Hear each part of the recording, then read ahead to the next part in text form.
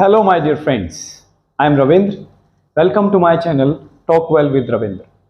Friends, I have a word which is very important and I would like to talk about this at length.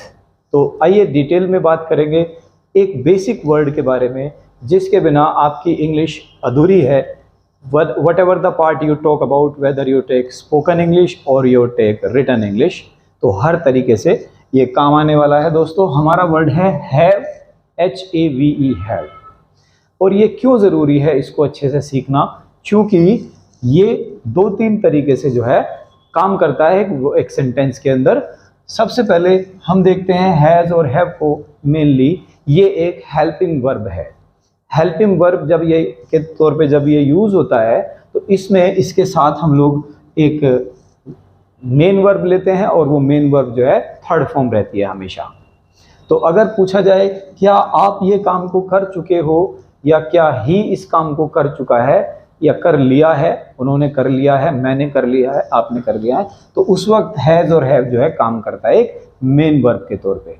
आइए examples के जरिए इन्हें थोड़ा और deeply समझने की कोशिश करते हैं. दोस्तों, अगर मुझे आपसे पूछना हो क्या आपने अपनी ग्रेजुएशन कंप्लीट कर ली है, तो मैं आपसे पूछूंगा have you completed your graduation, और आप आंसर दोगे I have completed my graduation, यानी मैंने अपनी ग्रेजुएशन पूरी कर ली है. मना कर सकते हैं I have not completed my graduation. तो ये तो यू और आई के बीच की बातचीत हो गई है, मतलब सब्जेक्ट आई और यू की बात हो गई. अब यही बात ले लेते हैं थर्ड पर्सन ही और शी आदि के बारे में. तो हमने क्वेश्चन पूछना है हैज़ शी गोन अब्रॉड, क्या वो अब्रॉड चली गई है, क्या वो अब्रॉड जा चुकी है. तो आंसर आएगा शी हैज़ गोन अब्रॉड, वो विदेश जा चुकी है. या फिर कह सकते हैं she has not gone abroad. तो ये जो हमारा आपने यूज़ देखा है हैव का, यहाँ पर हम देख रहे हैं हैव और हैज़ जो है ये अपने आप में एक हेल्पिंग वर्ब है और इनके साथ हमने एक और मेन वर्ब ली है और वो होती है हमेशा थर्ड फॉर्म में. तो फ्रेंड्स, ये तो हो गया है एक हेल्पिंग वर्ब के तौर पे हैज़ और हैव का पूरा डिटेल. और बेसिकली अगर आप इस फॉर्म को इस तरीके से ये अपना हेल्पिंग वर्ब के तौर पे हैज़ और हैव को समझ लेते हो तो इसके एडवांस जो यूसेजेस हैं वो भी आपको समझ में आएंगे. क्योंकि हम जितने भी हमारे परफेक्ट सेंटेंसेस होते हैं, परफेक्ट कॉन्टिन्यूअस जो टेंस है, प्रेजेंट है, पास्ट है या फ्यूचर है, उन सब में भी हम उनको जो है हैज़ और हैव को एक हेल्पिंग वर्ब की तरह ही देखते हैं.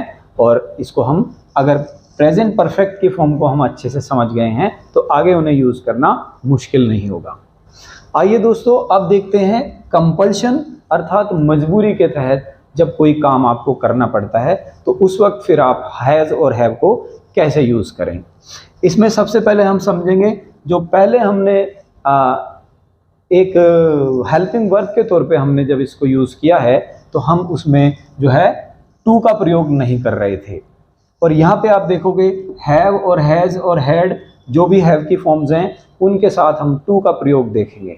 दूसरा, अगर कंपैरिजन करें, वहाँ पे जो है वर्ब थी थर्ड फॉर्म में और यहाँ पे जो वर्ब होगी हमारी हैज़ और हैव के बाद में वो टू के बाद आएगी और वो होगी वर्ब की फर्स्ट फॉर्म. अगर क्वेश्चन पूछना चाहें तो डू, डज, डिड और विल सभी हेल्पिंग वर्ब्स के साथ आप इसमें हैव टू और हैज़ टू या अन्य फॉर्म्स को हैड टू, तो इनको हम यूज़ कर सकते हैं. एक क्वेश्चन मैं पूछ लेता हूं आपसे. अगर मुझे आपसे आपकी डेली लाइफ के बारे में, आपकी प्रेजेंट लाइफ के बारे में पता करना हो कि क्या आप किसी काम को अंडर कंपल्शन करते हो, अंडर एनी प्रेशर जो है आप इस काम को करते हो, क्या इस काम को करना आपकी मजबूरी है, तो हम डू और डज से इन क्वेश्चंस को पूछ लेते हैं. जैसे मैं पूछूं क्या आपको सुबह उठना पड़ता है, यानी कि हो सकता है, हम यहाँ पे ये पूछ रहे हैं, हो सकता है आपको सुबह उठना पसंद ना हो लेकिन फिर भी आपको उठना पड़ता है because you have got some obligations, you have got some duties, you have a pressure of your life. तो उसके अंदर आपको सुबह जल्दी उठना पड़ता है. तो क्वेश्चन होगा do you have to wake up early. इसका आंसर आएगा आई से, तो हम बोलेंगे I have to wake up early, अर्थात सुबह उठना मेरी मजबूरी है. अगर हम मना करेंगे तो डू नॉट के साथ I do not have to wake up early, मुझे सुबह जल्दी नहीं उठना पड़ता है। फ्रेंड्स, यही क्वेश्चन हम ले लेंगे डेली लाइफ के लिए, थर्ड पर्सन के लिए डज से। तो हम पूछेंगे क्या उसे सुबह जल्दी उठना पड़ता है, तो आंसर आएगा, पहले क्वेश्चन होगा does he have to wake up early. जब आप देखेंगे यहाँ पे डज की तरह हम यूज कर रहे हैं तो हैव, फिर इसको हैज नहीं बनाएंगे हम, ये क्वेश्चन में है और चूंकि यहाँ पे ये एक मेन वर्ब के तौर पे काम कर रहा है, इसीलिए हमें जो फॉर्म चेंज करनी होगी वो टू के बाद जो वर्ब है उसकी फॉर्म चेंज नहीं करनी होगी, बल्कि इसमें हमें फॉर्म चेंज करनी होगी हैव की। ये ही हमारा मेन वर्ब प्राइमरी वर्ब के रूप में काम कर रहा है। क्वेश्चन पे लौटते हैं दोस्तों, does he have to wake up early, क्या उसे सुबह जल्दी उठना पड़ता है, तो आंसर आ सकते हैं he has to wake up early, और नेगेटिव में बोलेंगे तो he does not have to wake up early. Friends, ये हो गया है डू और does which is used for daily life. लेकिन अब हम बात करेंगे पास्ट में, क्या आपको पास्ट में ये काम मजबूरी में करना पड़ा था। तो मैं आपसे क्वेश्चन पुटअप करूंगा यू के लिए, did you have to wake up early, क्या आपको सुबह जल्दी उठना पड़ा था, मजबूरी में आप उठे थे, तो आंसर आएगा आई हैड टू। क्योंकि हमारा क्वेश्चन डिड से था दोस्तों, आप सभी समझते हैं डिड का जब क्वेश्चन हम पूछते हैं तो उसके पॉजिटिव आंसर में एफर्मेटिव सेंटेंस में हम लोग यूज करते हैं वर्ब का सेकंड फॉर्म, और यहाँ पे चूंकि हैव ही मेन वर्ब है तो उसका सेकंड फॉर्म लिया जाएगा, तो हम कहेंगे I had to wake up early, मुझे सुबह मजबूरी में उठना पड़ा था। मना करना चाहें तो हम कह सकते हैं I did not have to wake up early, मुझे सुबह जल्दी नहीं उठना पड़ा था।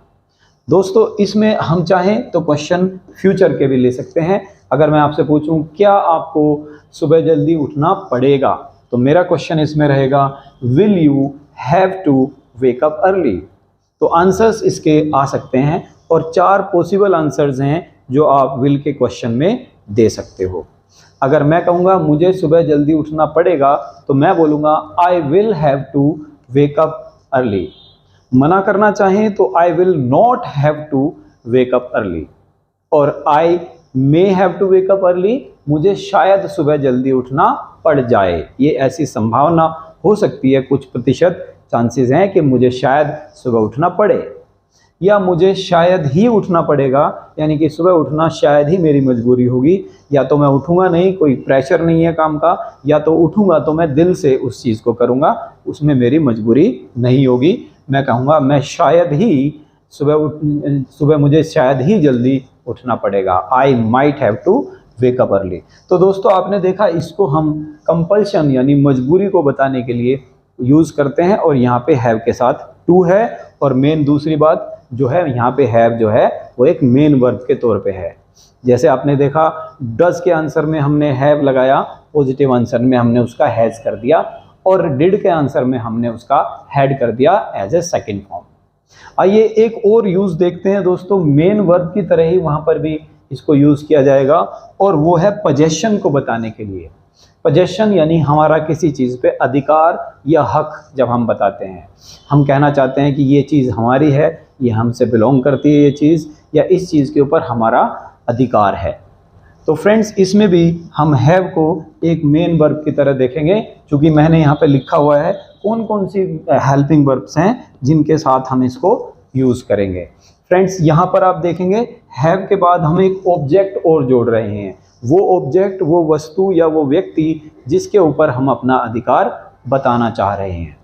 तो अगर मैं आपसे पूछता हूँ क्या आपके पास एक स्कूटर है, तो मैं आपसे पूछूंगा do you have a scooter, do you have a scooter, तो आंसर सामने वाला देगा आई से आई हैव अ स्कूटर, और नेगेटिव आंसर में बोलेंगे तो डू नॉट के साथ हैव जोड़ देंगे, आई do not have a scooter.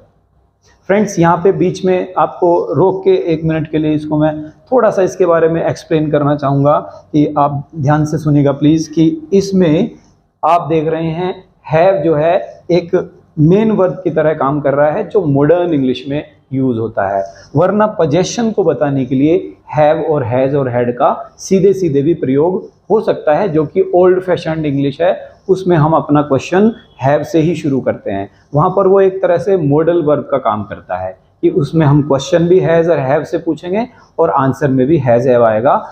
लेकिन आजकल डू और डज नॉट का प्रयोग करते हैं, क्वेश्चन हम लोग डू और डज से शुरू करते हैं।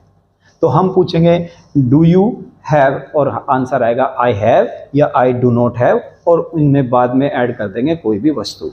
जैसे एक और क्वेश्चन मैं पूछना चाहूँगा यू के लिए, क्या आपका कोई बिजनेस है? मैं पूछूंगा do you have any business, तो आंसर आएगा आई हैव सम बिजनेस या आई हैव अ बिजनेस।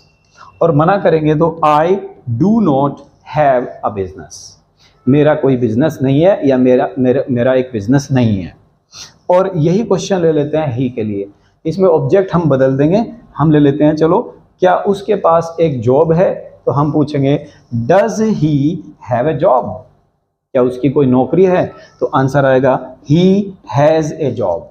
आप देख रहे हैं डज का क्वेश्चन था और उसमें हमने हैव में फॉर्म बदली और वो हैज़ हो गया, उसमें एस लगा दिया हमने तो वो हैज़ हो गया। ही हैज़ अ बिजनेस और ही does not have a business, उसका एक बिजनेस है या उसका एक बिजनेस नहीं है। फ्रेंड्स, यही बातें पास्ट में हो सकती है, यू ही शी वी दे सभी सब्जेक्ट्स के अंदर हम डिड से क्वेश्चन पूछ सकते हैं। अगर मैं आपसे पूछूं क्या आपके पास टॉयज थे बचपन में, तो मैं पूछूंगा did you have toys in childhood, तो इसका आंसर आएगा दोस्तों I had toys in childhood. आप देख रहे हैं यहाँ पे हैव का सेकंड फॉर्म आ रहा है क्योंकि क्वेश्चन डिड से हुआ है। तो I had toys in my childhood, मना करूंगा तो मैं कहूँगा आई did not have toys in my childhood. Friends, अब इसमें बात कर लेते हैं फ्यूचर के लिए पोजेशन को कैसे पूछा जाए। तो फ्यूचर में हम पोजेशन को पूछते हैं, जैसे मैं पूछूं क्या आपके पास एक जॉब होगी आने वाले समय में, तो मेरा क्वेश्चन है will you have a job. Like suppose मुझे कहना है क्या 5 सालों के बाद आपके पास एक अच्छा करियर होगा, तो मैं पूछूंगा will you have a good career. तो आंसर्स आप जानते हैं आई विल नॉट, आई मे और आई माइट के साथ यहाँ पे हैव का प्रयोग हम कर सकते हैं। अगर मैं पूछना चाहूँ क्या आपके पास एक कार होगी आने वाले दिनों में, तो will you have a car, तो आंसर आएंगे I will have a car, I will not have a car और I may have a car, I might have a car. तो ये 4 तरीके से आप इन क्वेश्चंस का आंसर जो है कर सकते हैं। फ्रेंड्स, रिकैप के बारे में थोड़ा सा बता देता हूँ। यहाँ पे हमने हैव को सीखा है एक हेल्पिंग वर्ब की तरह, यहाँ पे हमने हैव के साथ में और टू जोड़ दिया है और हैव की अदर फॉर्म्स को यूज़ किया है। यहाँ पे ये कंपल्शन यानी मजबूरी को बता रहा है, करना पड़ता है। और इसमें हम लोग यूज़ कर रहे हैं पोजेशन के तौर पे, यहाँ पर भी हैव जो है एक मेन वर्ब का काम कर रहा है। दोस्तों, ये है आज आपने देखा हैव के कई 2-3 तरीकों से हम यूज़ करते हैं और इस बेसिक के बिना आप अपनी इंग्लिश को अच्छा नहीं कर सकते हैं। फ्रेंड्स, उम्मीद करता हूँ आज का लेसन आपको समझ आया होगा एंड इसी उम्मीद के साथ I would say thank you for watching my video.